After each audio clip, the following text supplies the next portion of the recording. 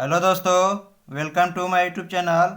जिसमें मैं आज आपके लिए जो बिहार दरोगा का जो प्रैक्टिस चल रहा है प्री के लिए, उसका सेट नंबर 20 लेकर आया हूँ।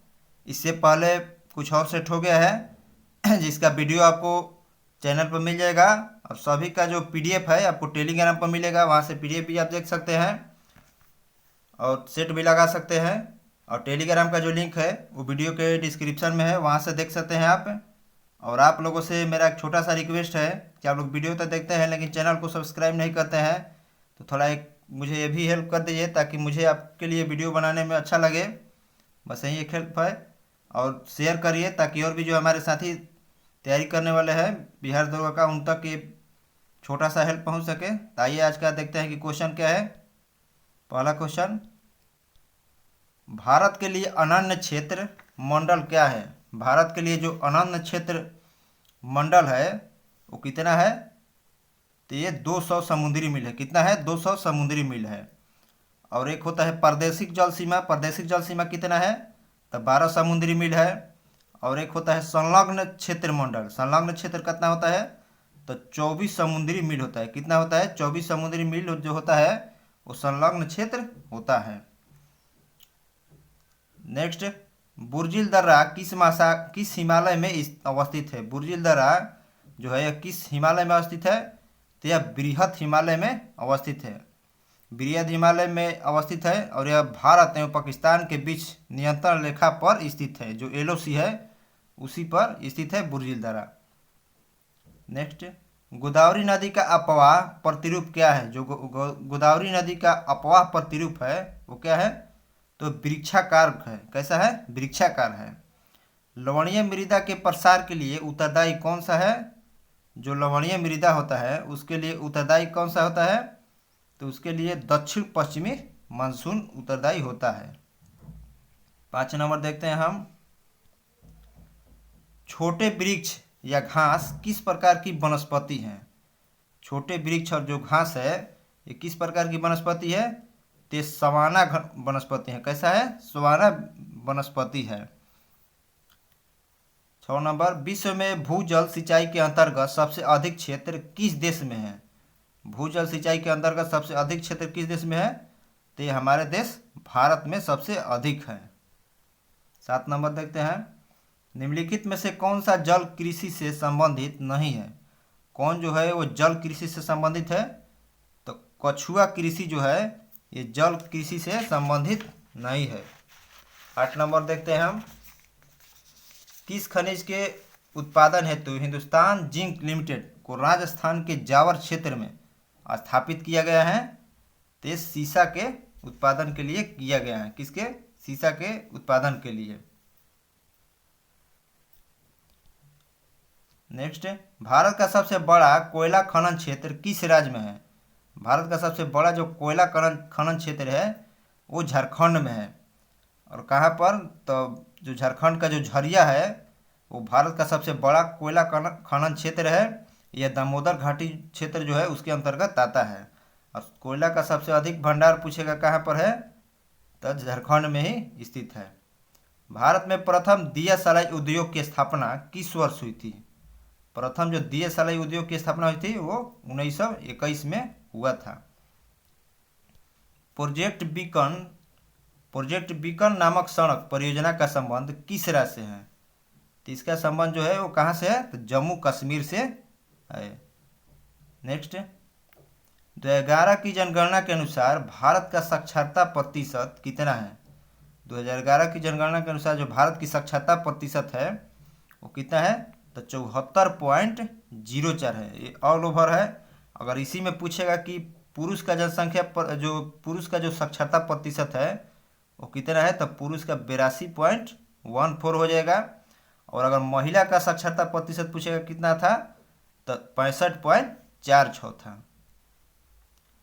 बाल्टी जनजाति का निवास स्थल है। बाल्टी जो जनजाति है उसका निवास जो स्थल है वो कौन है? तो लद्दाख है। कौन है? लद्दाख है।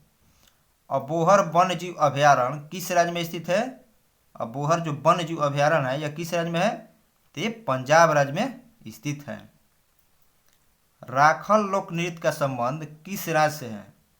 राखल जो नृत्य है उसका संबंध किस राज्य से है? तो ये मणिपुर से है, और मणिपुर पूर्वोत्तर राज्य की 7 सिस्टर के अंतर्गत आता है। निम्नलिखित में से किस पशु से सिंधु सभ्यता के लोग परिचित नहीं थे? किस पशु से सिंधु सभ्यता के जो लोग थे वो परिचित नहीं थे? तो घोड़ा से परिचित नहीं थे। बाकी बैल, भेड़, बकरी, हाथी, गाय, गधे, सुअर और कुत्ते जैसे जो जानवर थे उनसे सिंधु घाटी के जो लोग थे वो परिचित थे। 17 नंबर देखते हैं। निम्नलिखित में से किस जैन तीर्थंकर के अनुयायियों को निर्ग्रंथ कहा गया है? किस जैन तीर्थंकर के जो अनुयायी थे उन्हें निर्ग्रंथ कहा गया है? तो जो पार्श्वनाथ के अनुयायी थे उन्हें क्या कहा गया है? निर्ग्रंथ कहा गया है। और पार्श्वनाथ जो थे जैन धर्म के कौन से क्रम के थे? 23वें क्रम के थे। कौन से तीर्थंकर थे? 23वें क्रम के तीर्थंकर थे। नेक्स्ट, मथुरा का स्तंभ लेख जो गुप्त वंश का पहला प्रमाणिक लेख है जिसमें तिथि का उल्लेख हुआ है, यह किस गुप्त शासक के शासनकाल से संबंधित है? तो चंद्रगुप्त द्वितीय के शासनकाल से संबंधित है। किससे संबंधित है? तो चंद्रगुप्त द्वितीय जो था उसके शासनकाल से जो मथुरा का स्तंभ लेख है वो संबंधित है। 19 नंबर देखते हैं हम। श्रीहर्ष द्वारा रचित काव्य विजय प्रशस्ति का संबंध किस वंश के शासक से है? तो ये सेन वंश के शासक से है। किससे? सेन वंश के शासक से संबंधित है। और सेन वंश का प्रथम महान शासक कौन था? तो विजय सेन था। कौन था? विजय सेन सेन वंश का सबसे महान शासक था। नेक्स्ट 20 नंबर हम देखते हैं। किस चोल शासक ने भूमि माप के लिए अपनी पैर की छाप दी थी? किस चोल शासक ने भूमि माप के लिए अपनी पैर की छाप दी थी? तो जो कुलोत्तुंग प्रथम था इसने भूमि माप के लिए अपने पैर की छाप दी थी। और इसका कार्यकाल कब से कब था? तो 1070 से 1020 तक था। 21 नंबर, चंदावर का युद्ध कब हुआ था? जो चंदावर का युद्ध हुआ था वो कब हुआ था? तो 1194 में हुआ था। और किसके बीच हुआ था? तो मोहम्मद गौरी और कनौज के शासक जयचंद के बीच हुआ था, जिसमें मोहम्मद गौरी की जीत हुई थी। और चंदावर का युद्ध कब हुआ था? 1194 में हुआ था। और जो ये मोहम्मद गौरी था इसने एक और युद्ध किया था 1191 में। कौन सा युद्ध किया था? तो तराइन का प्रथम युद्ध जो हुआ था वो 1191 में हुआ था। किसके बीच? तो मोहम्मद गौरी और पृथ्वीराज चौहान के बीच हुआ था, जिसमें पृथ्वीराज चौहान जो थे वो जीते थे। और फिर जो 1192 में तराइन का द्वितीय युद्ध हुआ इसमें गौरी की जीत हुई थी। नेक्स्ट देखते हैं हम। यदि मैं अपने गुलाम को भी पालकी पर बैठा दूं तो मेरे एक आदेश पर ये सरदार उसे कंधों पर उठा लेंगे। उपयुक्त कथन किस सल्तनतकालीन सुल्तान का है? तो सिकंदर लोदी का है।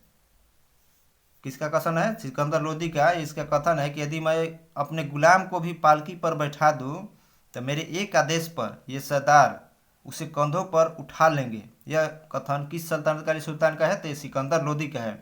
सिकंदर जो लोदी था ये इसकी जो प्रजा थी, मतलब इसके जो मंत्री थे, वो मंत्री के बैठने पर ये भी बैठता था, उनके खड़े होने पर ये भी खड़ा हो जाता था। लेकिन बाद में जब इब्राहिम लोदी आया तो ये सब नहीं मानता था।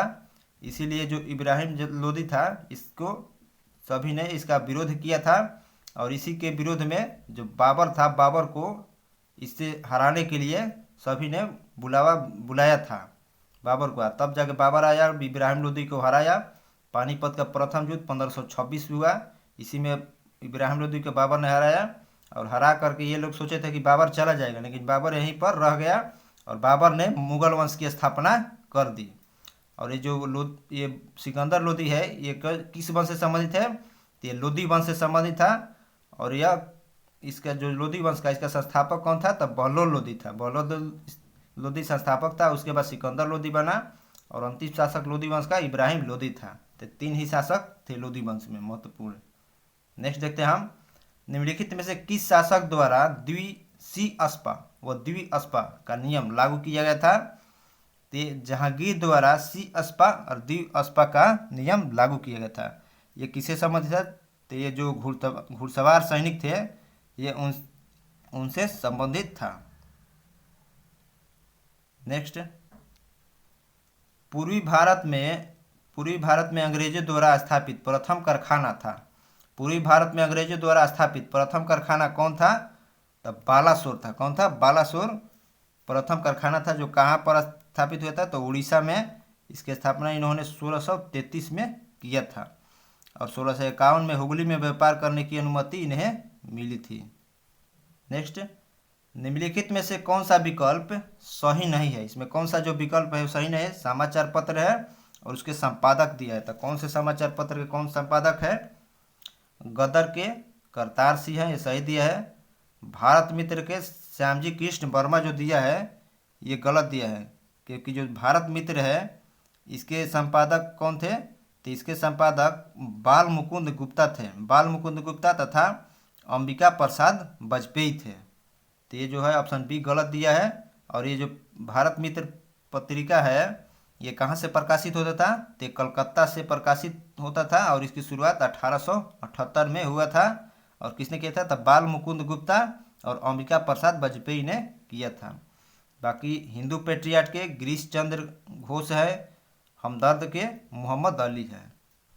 26 नंबर देखते हैं हम। भारत में स्त्री मंडल नामक संस्था का स्थापना किस स्थान पर हुआ था?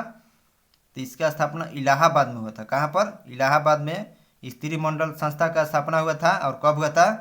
तो 1910 में हुआ था। कब हुआ था? 1910 में हुआ था। किसके द्वारा? तो सरलाबाई देवी चौधरानी द्वारा हुआ था। इलाहाबाद का अब क्या बोला जाता है? तो प्रयागराज बोला जाता है। द्वितीय रोहिला युद्ध किस वायसराय के कार्यकाल में हुआ था? द्वितीय जो रोहिला युद्ध है वो किस वायसराय के कार्यकाल में हुआ था? तो सर जॉन शोर के कार्यकाल में हुआ था। और इसका कार्यकाल कब से कब था? तो 1786 से 93 इसका कार्यकाल था, सर जॉन शोर का।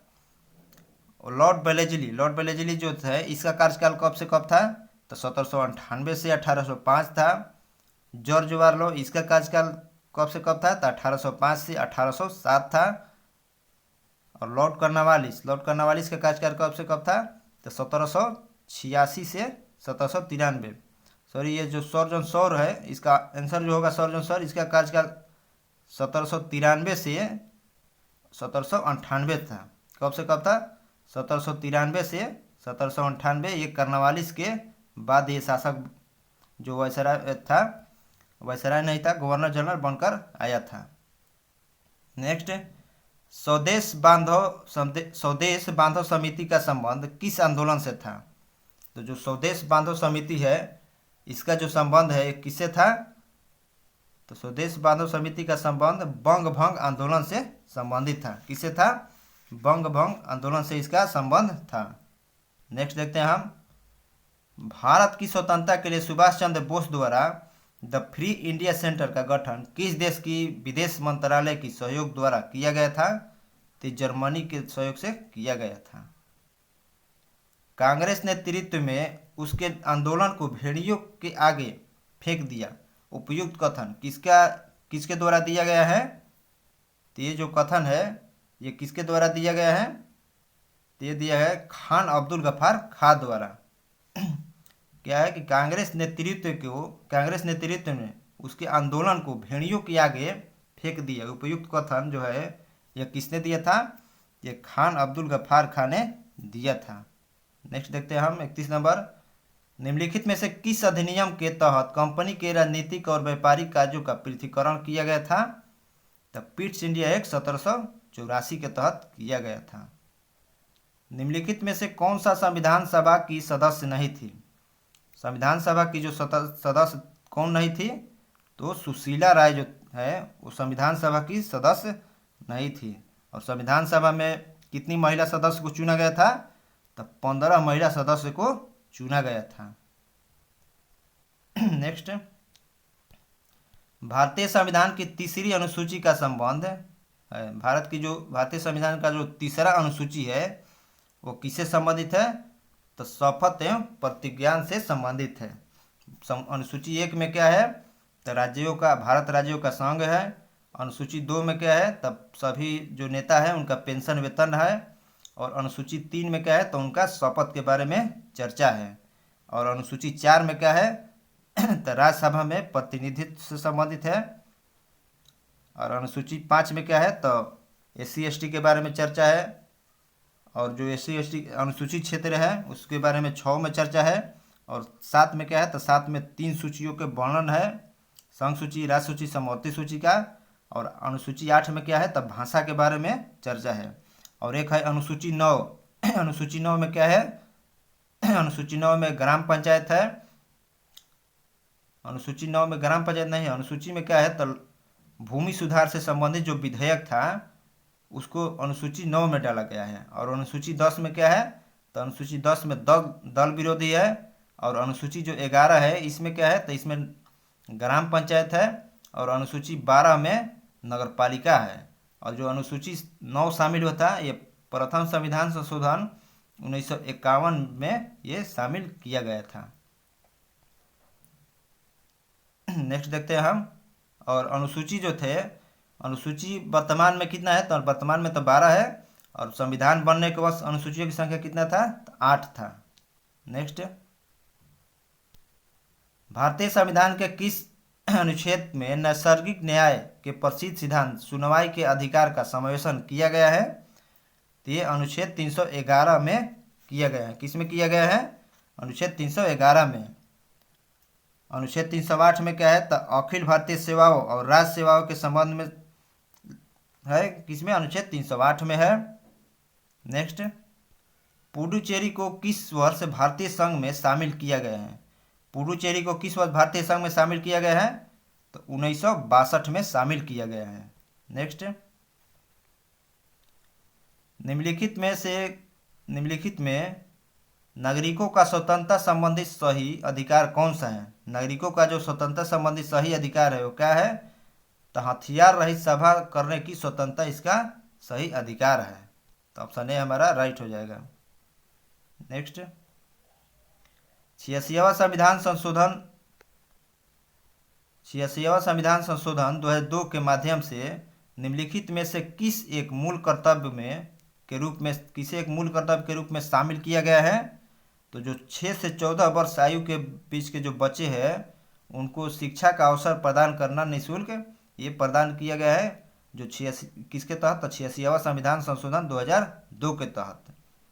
और इसके आने के बाद जो मूल कर्तव्य है उसकी संख्या कितना हो गया है, तो उसकी मूल कर्तव्य है उसकी संख्या 11 हो गया है। और ये इससे पहले किस आर्टिकल में था, तो इससे पहले आर्टिकल 45 में था। और जो 86वां संविधान संशोधन हुआ इसके संशोधन के तहत ये अब अनुच्छेद 21 के क में आ गया है।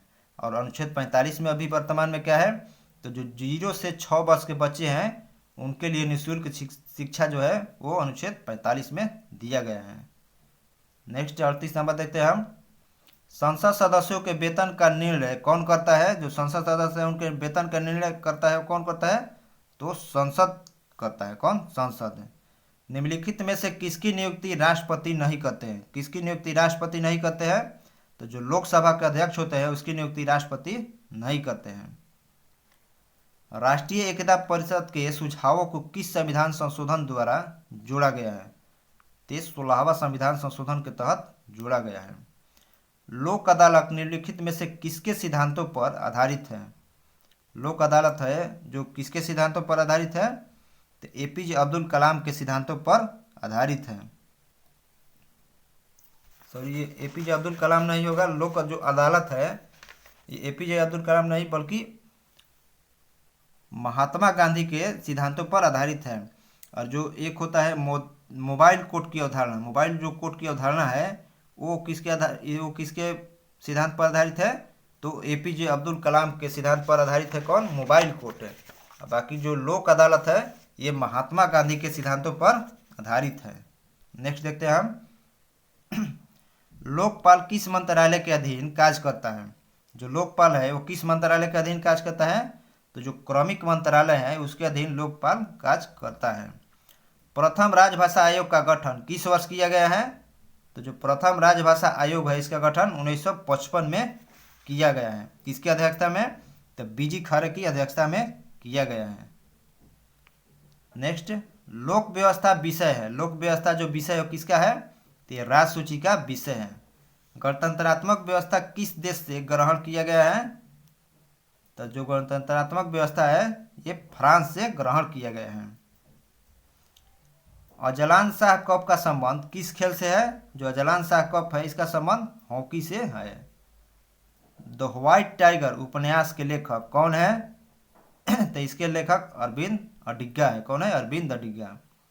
नाबार्ड संबंधित है। नाबार्ड जो है वो किससे संबंधित है, तो राष्ट्रीय कृषि एवं ग्रामीण विकास बैंक से जो नाबार्ड है वो संबंधित है।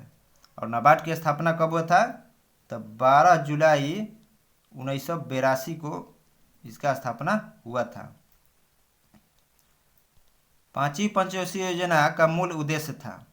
पांचवी जो पंचवर्षीय योजना है इसका मूल उद्देश्य क्या था, तो गरीबी दूर करना और आत्मनिर्भरता पर जोर देना इसका मूल उद्देश्य था। और पांचवी पंचवर्षीय योजना का जो कार्यकाल था वो 1974 से 78 इसका कार्यकाल था। नेक्स्ट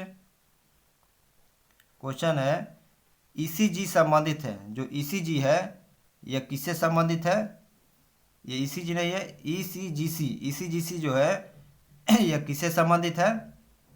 क्वेश्चन थोड़ा ध्यान पर रखिएगा क्योंकि पेज आंसर जो है वो नेक्स्ट पेज में है।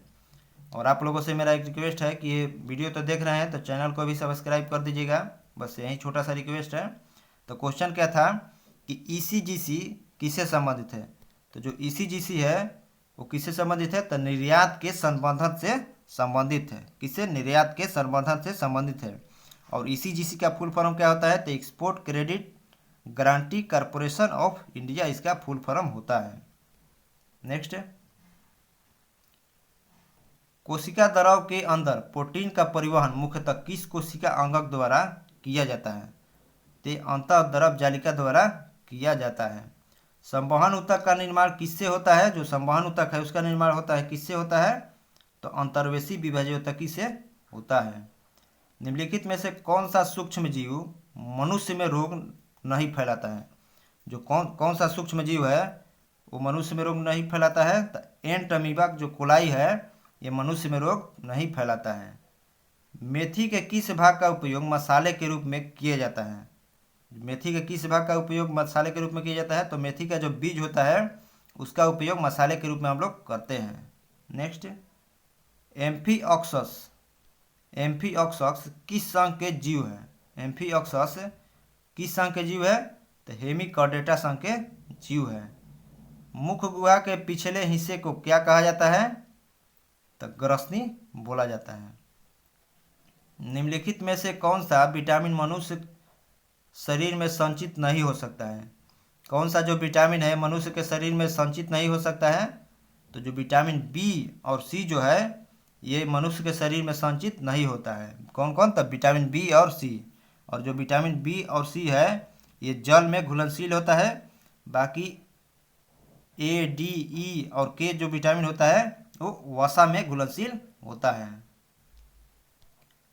त्रिदली कपाट पाए जाते हैं। जो त्रिदली कपाट है ये किसमें पाए जाते हैं, तो दाएं अलिंद तथा नीलय के बीच में पाए जाते हैं। मानव रक्त किसी उपस्थिति के कारण गाढ़ा, लसलसा और श्यान होता है, तो किसकी उपस्थिति के कारण होता है, तो एल्बुमिन जो प्रोटीन होता है इसकी उपस्थिति के कारण जो मानव का रक्त होता है वो गाढ़ा, लसलसा और श्यान होता है। कार्बोहाइड्रेट उपपचयन के लिए अत्यधिक महत्वपूर्ण हार्मोन कौन सा है, तो इसके लिए जो अत्यधिक महत्वपूर्ण हार्मोन है वो कौन है, तो इंसुलिन हार्मोन है। और इंसुलिन का स्राव होता है किसके द्वारा, तो बीटा कोशिका के द्वारा इंसुलिन का स्राव होता है। प्लांक नियतांक का एसआई मात्रक क्या होता है, जो प्लांक नियतांक है इसका एसआई मात्रक क्या होता है, तो जूल सेकेंड होता है। क्या होता है, जूल सेकेंड। बाकी ऑप्शन बी में है न्यूटन सेकेंड प्रति मीटर स्क्वायर, ये किसका है, तो श्यानता गुणांक का एसआई मात्रक है। प्रति सेकंड ये किसका एसआई मात्रक है, तब वेग प्रवणता का एसआई मात्रक है। न्यूटन प्रति मीटर स्क्वायर ये किसका है, तब पृष्ठीय तनाव का एसआई मात्रक है। क्यूसेक से क्या मापा जाता है, क्यूसेक से क्या मापा जाता है, तो क्यूसेक से जल के बहाव की दिशा को मापा जाता है। क्या मापा जाता है? जल के बहाव की दिशा। वसा की मात्रा ये किसके द्वारा मापा जाता है? तो ब्यूटीरोमीटर द्वारा वसा की मात्रा मापा जाता है। प्रकाश की तीव्रता मापा जाता है किसके द्वारा? तो लॉक्सीमीटर द्वारा। और हृदय की धड़कन स्टेथोस्कोप द्वारा मापा जाता है। निम्नलिखित में से किसकी उपस्थिति के कारण ब्लैक बोर्ड तथा कागज पर लिखना संभव होता है? तो जो आप ब्लैक बोर्ड पर खली से लिखते हैं और कागज पर पेन से लिखते हैं, तो किसके कारण संभव होता है? तो ये घर्षण के कारण संभव होता है। भारी हिमखंड शीर्ष की अपेक्षा निचले तल से पिघलता है क्योंकि क्यों पिघलता है? जो भारी हिमखंड होता है वो ऊपरी शीर्ष की अपेक्षा नीचे से क्यों पिघलता है? तो इसका जो कारण है कि निचले तल पर दाब जो होता है अधिक होने के कारण गलनांक क्या होता है? तो घट हो जाता है। क्या होता है? घट जाता है। निचले तल पर जो दाब अधिक होता है, दाब अधिक के कारण क्या होता है? जो गलनांक होता है वो घट जाता है और फलस्वरूप जो बर्फ होता है वो नीचे से ही पिघलता है। Next,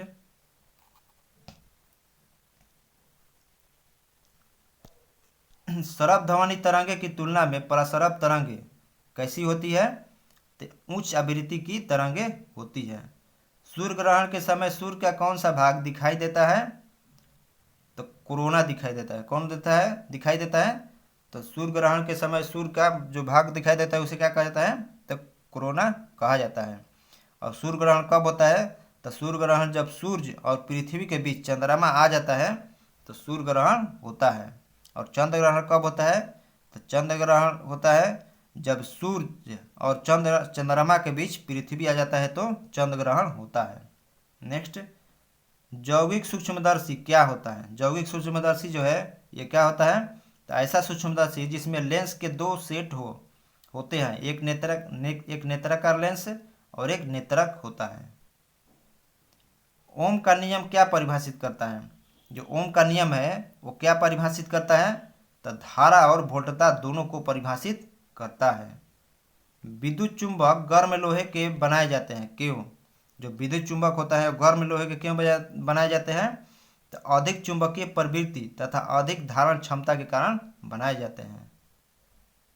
NPN transistor PNP transistor की तुलना में श्रेष्ठ होता है क्यों होता है श्रेष्ठ? तो इसमें इलेक्ट्रॉन का जो प्रवाह होता है वो अधिकतम होता है। क्या होता है? अधिकतम इलेक्ट्रॉन का प्रवाह होता है। निम्नलिखित में से मिश्रण इसमें से कौन है? तो जो इस्पात है ये क्या है? ये मिश्रण है। पदार्थ का परमाणविक सिद्धांत सर्वप्रथम किसने प्रस्तावित किया था? पदार्थ का जो परमाणविक सिद्धांत है ये किसने प्रस्तावित किया था? तो डाल्टन ने प्रस्तावित किया था। किसने? डाल्टन ने प्रस्तावित किया था। और थॉमसन ने क्या किया था? जे थॉमसन ने। तो जो इलेक्ट्रॉन के खोज किया था किसने किया था? जे थॉमसन ने। और परमाणु के नाभिक की खोज किसने किया था? तो रदरफोर्ड ने। और परमाणु के कक्षा में इलेक्ट्रॉन का निर्धारण ये किसने किया था? तो नील्स बोर ने किया था। और सर्वप्रथम परमाणु मॉडल वो किसने दिया था? तो जॉन डाल्टन ने ही दिया था। सहसंयोजी यौगिक के उदाहरण हैं। सहसंयोजी जो यौगिक है उसका उदाहरण कौन सा है? तो CaCl3 है। मोहर लवण है। मोहर लवण कौन सा है? तो मोहर लवण को ही हम द्विक लवण बोलते हैं। स्थिर ताप पर किसी गैस का दाब तिगुना कर देने पर उसका आयतन हो जाएगा। स्थिर ताप पर जो किसी गैस का दाब है तिगुना करने पर उसका आयतन क्या होगा? तो आयतन जो है वो 1/3 हो जाएगा। कौन सा एंजाइम ग्लूकोज को एल्कोहल में परिवर्तित करता है? तो जाइमेज एंजाइम जो है वो ग्लूकोज को एल्कोहल में परिवर्तित करता है। नेक्स्ट, निम्नलिखित में से किस एक में रजत नहीं होता है? किसमें रजत नहीं होता है? तो रूबी सिल्वर नहीं होगा। जो जर्मन सिल्वर है इसमें रजत नहीं होता है। जर्मन सिल्वर में क्या नहीं होता है? तो इसमें रजत नहीं होता है। ग्राफीन होता है। ग्राफीन होता है किसका मिश्रण होता है? तो ग्राफीन कार्बो का नैनो प्रतिरूप को क्या बोलते हैं? तो ग्राफीन बोलता है। क्या बोलते हैं? ग्राफीन बोलते हैं। इथिलीन की प्रतिक्रिया पोटेशियम परमैंगनेट के क्षारीय तथा ठंडे घोल से कराने पर प्राप्त होता है। क्या प्राप्त होता है? जब इथिलीन की प्रतिक्रिया पोटेशियम परमैंगनेट के क्षारीय घोल तथा ठंडे घोल से कराने पर क्या प्राप्त होगा? तो इथिलीन ग्लाइकोल प्राप्त होगा। निम्नलिखित में से किस औषधि का उपयोग अपच का उपचार करने के लिए किया जाता है? तो जो एंटासिड है इसका प्रयोग अपच का उपचार करने के लिए किया जाता है। ये कैसा होता है? तो ये हाइड्रोक्साइड होता है। नेक्स्ट, हाल ही में केंद्रपाड़ा नामक स्थान से मगरमच्छ की 3 प्रजाति मिली है। यह किस राज्य में है? ये उड़ीसा में स्थित है। हाल ही में कौन सा देश अपने मौसम संबंधी उपग्रह फेग्यून 4B लॉन्च किया है? तो इसको किसने लॉन्च किया है? तो फेग्यून 4B, नाम से ही आपको पता चल रहा होगा कि फेग्यून 4B कहाँ का है? तो ये चीन का है। वर्ल्ड एयर पावर इंडेक्स 2022 में भारतीय वायुसेना किस स्थान पर रही है? तो जो भारतीय वायुसेना है ये 3रे स्थान पर रही है। हाल ही में भारत की सबसे बड़ी फ्लोटिंग सौर ऊर्जा परियोजना का उद्घाटन किस राज्य में किया गया है? तो ये आंध्र प्रदेश में किया गया है। नेक्स्ट, हाल ही के दिनों में कौन सा bank house work is work परियोजना शुरू किया है? तो ये एक्सिस बैंक ने शुरू किया है। 17वीं एशिया प्रांत क्षेत्रीय सम्मेलन 2022 का आयोजन कहाँ किया गया है? तो ये सिंगापुर में इसका आयोजन किया गया है। भारत को टीबी मुक्त देश बनाने का लक्ष्य कब रखा गया है? तो 2025 रखा गया है। और उर्वरक क्षेत्र में आत्मनिर्भर कब तक लक्ष्य था? तो 2023 तक लक्ष्य था, जिसे अब बढ़ा दिया गया है। हाइड्रोफ्लोरोकार्बन का उपयोग 80% तक कब करना, ये कब तक लक्ष्य है? तो ये 2047 तक है। और 2030 तक कौन सा लक्ष्य है? तो 500 गीगावाट अक्षय ऊर्जा प्राप्त करना 2030 तक लक्ष्य है। दिसंबर 2022 में सुदर्शन प्रहार अभ्यास कहाँ आयोजित किया गया है? तो जो सुदर्शन प्रहार अभ्यास है ये राजस्थान में किया गया है। भारतीय थल सेना का अभ्यास है। हाल ही में राष्ट्रीय जैव विविधता आयोग का अध्यक्ष किसे नियुक्त किया गया है? तो सी अलचंद्र रेड्डी को नियुक्त किया गया है। विश्व मृदा दिवस किस तिथि को मनाया जाता है? तो विश्व मृदा दिवस जो मनाया जाता है किस तिथि को? तो 5 दिसंबर को मनाया जाता है। Dilip Kumar in the shadow of A legend नामक पुस्तक के लेखक कौन है? तो फैसल फारूकी है। कौन है? Faisal Faruqui. Next, football club विश्व कप 2023 की मेजबानी कौन सा देश करेगा? तो इसकी मेजबानी जो करेगा वो मोरक्को करेगा। दिसंबर 2022 में चर्चा में रहा धोमाजी परियोजना किस राज्य में स्थित है? तो जो धोमाजी परियोजना है ये असम राज्य में स्थित है। ज्योतिर्गर्म महोत्सव 2022 कहाँ मनाया गया है? तो ये दिल्ली में मनाया गया है। अपना जैव विविधता पाने वाला पहला मेट्रो शहर कौन बन गया है? तो अपना जैव विविधता पाने वाला पहला मेट्रो शहर ये कोलकाता मेट्रो बना है। नेक्स्ट आ गया मैथ, इसको आइए हम लोग देखते हैं। बोल रहा है कि अवरोही क्रम में ली गई 8 क्रमागत संख्याओं का औसत 82 है। तो प्रथम 4 संख्याओं का औसत पूछ रहा है। तो अगर संख्या 8 लेंगे हम, बोल रहा है क्रमागत विषम संख्या बोल रहा है ना, तो विषम संख्या के लिए पहला x होगा, तो दूसरा क्या होगा? दूसरा x+2 होगा। तीसरा क्या होगा? x+4 होगा। ऐसे ही करते हमें जाना है कब तक? तो ये 3 हो गए, उसके बाद x+6 होगा, फिर 8 होगा, फिर 10, फिर 12 और फिर 14। तो कितना हो गया? 3, 4, 5, 6, 7, 8 हो गया। तो जो 8 संख्या है, तो 8 संख्या है तो पहले तो हमारा कितना हो जाएगा? 8x हो जाएगा। x 8 हो गया। उसके बाद 2, 4, 6, 8, 10, 12, 14 इसको हमें जोड़ना है। इसको जोड़िएगा तो कितना आएगा? ये सभी नहीं तो जोड़ना नहीं है। एक और विधि है, वो कौन है? तो पहला संख्या का है x है, अंतिम संख्या x+14 है। तो दोनों संख्याओं का जोड़ के 2 से भाग देने पर क्या आ जाएगा? तो एवरेज हमारा आ जाएगा। तो जोड़ेंगे तो 2x + 14/2 बराबर औसत कितना दिया है? तो 82 दिया है। 2 से गुना करिएगा इधर, तो 2 दूनी 4 और 2 8 16। 2x बराबर 14 जाकर उधर घटेगा तो 150 बचेगा। x का मान कितना आएगा हमारा? x का मान 75 आएगा। कितना आएगा? x का मान 75। तब बोला है कि प्रथम 4 संख्याओं का औसत कितना होगा। तब पहला कौन सा संख्या होगा। पहला होगा 75, दूसरा 75 और 2 77 हो जाएगा, तीसरा 79 हो जाएगा, और चौथी संख्या कौन सा हो जाएगा, तो 81 हो जाएगा। तो ये जो सभी संख्या है इसको जोड़िएगा तो जोड़ने के बाद कितना आएगा, 312 आएगा। 312 और इसका एवरेज पूछ रहा है, तो 4 संख्या है तो 4 से भाग देंगे। तो 4 से भाग देने पर जो आएगा आपका वो 78 आएगा। कितना आएगा 78 आएगा। तो 78 हम देखेंगे किस ऑप्शन में है, तो ऑप्शन बी में 78 दिया है। बाकी इस वीडियो को पुश करके देख लीजिएगा आप, मैं एक ही में थोड़ा हो गया है। नेक्स्ट देखते हैं हम। बोला है कि 7 वर्ष पूर्व अजय की पत्नी और उसके बच्चे की औसत आयु 42 वर्ष थी। 7 वर्ष पूर्व बोल रहा है, तो 42 दूनी कितना हो जाएगा, 2 से गुना करेंगे तो 84। लेकिन ये कितना है, 7 वर्ष पूर्व है। वर्तमान में लाने के लिए क्या करेंगे, हम 14 वर्ष जोड़ेंगे। 14 वर्ष जोड़ेंगे तो कितना हो जाएगा, तो ये 98 हो जाएगा। 98 वर्ष उनका टोटल आयु हो गया वर्तमान में। फिर बोल रहा है 9 वर्ष पूर्व अजय की पत्नी और उसके बच्चे की औसत आयु 38 थी। फिर 9 वर्ष पूर्व रहता है, 38 दूनी कितना होगा, 76। और वर्तमान में आने के लिए कितना जोड़ेंगे, तो वर्तमान में आने के लिए 18 जोड़ेंगे। 18 जोड़ेंगे तो 8 6 14 और 8 1 9, कितना हो जाएगा, 94 हो जाएगा। फिर बोला है कि अजय की वर्तमान आयु ज्ञात कीजिए।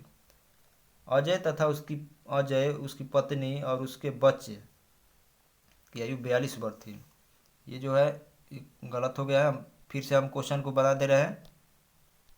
क्वेश्चन पहला में बोल रहा है कि 7 वर्ष पूर्व अजय, उसकी पत्नी और उसके बच्चे, मतलब 3 व्यक्ति हैं। अजय भी है, उसकी पत्नी भी है और उसके बच्चे भी हैं, जिनकी आयु कितना है, तो 42 वर्ष है। तो 3 दूनी 6 और 3 चौके 12, 126 है, और 7 वर्ष पहले का है। तो तीनों का वर्तमान में लाने के लिए 70 के 21 जोड़ेंगे। 21 जोड़ेंगे तो कितना आएगा, 6 1 7 होगा, फिर 4 होगा और फिर 1 हो जाएगा। 147 तीनों की वर्तमान आयु आ गया। फिर बोला है 9 वर्ष पूर्व अजय की पत्नी और उसके बच्चे की आयु, तो 38 दूनी कितना हो जाएगा, 76 प्लस अब इसमें 18 जोड़िएगा तो ये कितना आएगा, 94 आएगा। तो ये 94 उसके बच्चे और उसके पत्नी की आयु का वर्तमान उम्र हो गया, और ये तीनों का हो गया। तो इसमें से 94 घटाएंगे तो 47 से 6 कितना हो जाएगा, 53 वर्ष जो आएगा अंतर, ये अजय का वर्तमान उम्र आ जाएगा। नेक्स्ट देखते हैं हम। बोल रहा है कि ये किसी काम को 18 दिनों में करता है, बी उसी काम को 30 दिनों में करता है। इन दोनों ने मिलकर 6 दिन तक काम किया। बचे हुए काम को सी ने अकेले 7 दिन में किया। कितने दिन में, 7 दिन में किया। तो तीनों मिलकर कितने दिन में कर, इसमें हमें जो सी का क्षमता है वो निकालना है। तब क्या करेंगे, पहले इनका जो एलसीएम है, एलसीएम लेंगे तो एलसीएम 90 हो जाएगा। 18 5 90 और 30 तिहाई 90। बोला है कि दोनों मिलकर 6 दिन काम करते हैं, तो कितना क्षमता हो जाएगा, 8 हो जाएगा। 8 छक 48, कितना काम करेंगे, 48 काम करेंगे। तब शेष बचा काम कितना, शेष बचा काम 42 का काम बचा।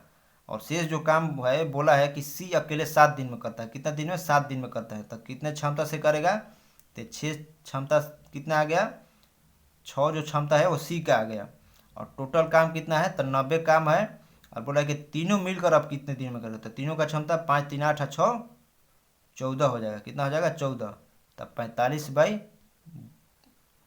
बाई कितना हो जाएगा, 45 बाई 7 इसका आंसर हो जाएगा। लेकिन 45 बाई 7 नहीं दिया है, तो ऑप्शन हम देखेंगे 45 बाई कितना आया था, 45 बाई 7 आया था।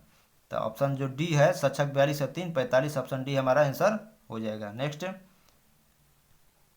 क्या है, नेक्स्ट इसको बना लीजिएगा क्योंकि ज़्यादा टाइम लगेगा। इसका आंसर जो होगा वो बी होगा। बाकी नेक्स्ट का इसका 100 का क्या होगा, 100 का आंसर सी होगा। दोनों क्वेश्चन आप बना लीजिएगा, ज़्यादा इसमें है कुछ नहीं। और यहाँ से हमारा ये वीडियो समाप्त होता है, और आगे नेक्स्ट वीडियो आपके लिए मैं लेकर आऊँगा। आज थोड़ा मैथ बनाने में ही टाइम ज़्यादा लग गया, और कल से मैथ आप लोग बना लीजिएगा और मैं आपको आंसर बता दूंगा। थैंक दोस्तों।